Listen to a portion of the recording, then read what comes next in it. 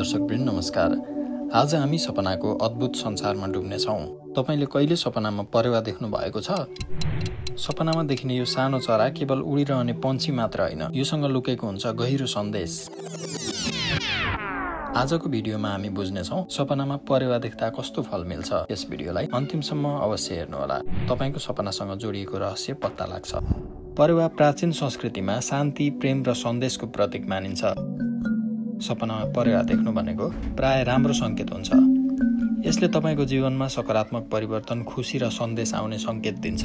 यदि तपाईले सपनामा सेतो परेवा देख्नु भयो भने यसले शान्ति र आध्यात्मिकता जनाउँछ। तपाईको मन चाँडै शान्त र हलुको हुने अवस्था आउँदैछ भन्ने संकेत यसले गर्दछ। सपनामा रंगीन वा सुन्दर परेवा देख्नु भनेको तपाईको नयाँ सम्बन्ध जोडिने, प्रेम वा मित्रताहरू सुरु हुने संकेत हो, अथवा वैवाहिक जीवन पनि राम्रो हुने संकेत यसले गर्दछ।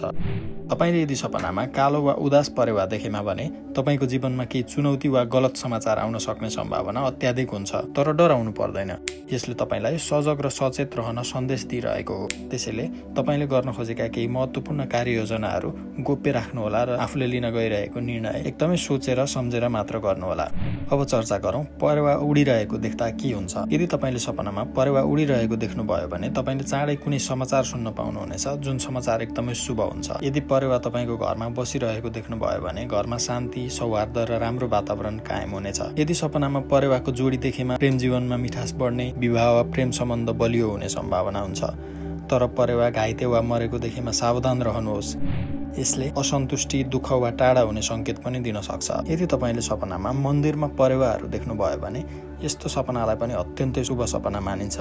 यदि यस्तो देखेमा तपाईका मनोकामनाहरू पूरा हुने, सोचे आँटेका सबै कुराहरू प्राप्त गर्नुहुने र तपाईको आध्यात्मिक जीवनमा तपाईले सफलता प्राप्त गर्नुहुनेछ भन्ने संकेत यसले गरेको हुन्छ। यदि परेवाको भिडमा तपाईले धेरै जस्ता सेता परेवाहरू देख्नु भएको छ भने यो झन् अत्यन्तै शुभ सपना हो।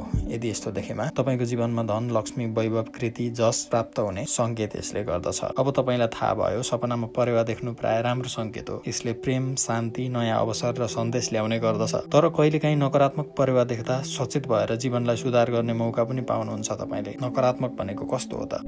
नकारात्मक भनेको कालो परेवा जसले अजीब हरकत गरिरहेको हुन्छ, जुन घाइते छ अथवा मरेको छ भने यसले तपाईलाई सजग रहने संकेत गरेको हो। तपाईको जीवनमा चुनौतीहरू आउन सक्ने कुरा यसले संकेत गरेको हुन्छ। सपना भनेको हाम्रो अवचेतन मनको भाषा हो। त्यसैले सपनामा आउने यी सन्देशहरूलाई हल्का मात्र नभई गहिरो अर्थमा बुझ्दा जीवनलाई अझ राम्रो बनाउन सकिन्छ। तपाईले देख्नु भएको सपना कस्तो खालको थियो, कस्तो रङको थियो र कस्तो अवस्थामा तपाईले परेवा देख्नुभयो तल कमेन्टमा लेख्नुहोस्। कमेन्ट रिप्लाई गरी हामी तपाईको जिज्ञासा मेट्ने प्रयास अवश्य गर्ने नै छौँ।